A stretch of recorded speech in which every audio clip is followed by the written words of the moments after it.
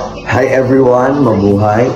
I am Tyron James Estrano Melos from BSHM 2 Section 1. So in this video, I will be demonstrating to you how to use a arm sling.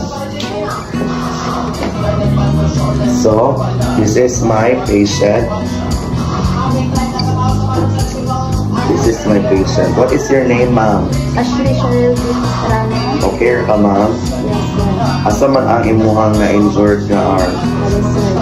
Kani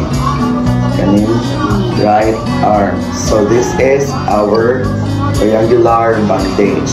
So this is how you're going to use or to apply a triangular bandage.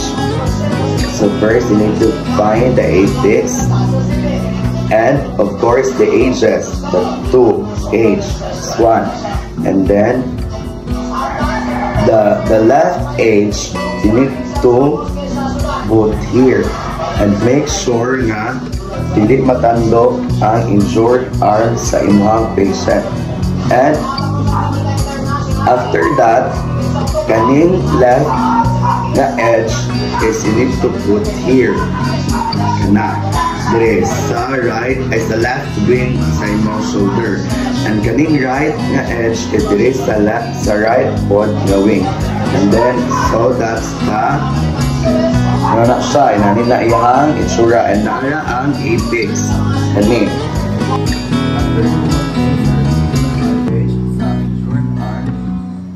You need to create a square knot. So, this is how you create a square knot. Left over right. Sunodin mo siya. And right over left. So, sa pagtangtang dayon, i-pull rin mo na siya ang right na part. So, muna ito na right.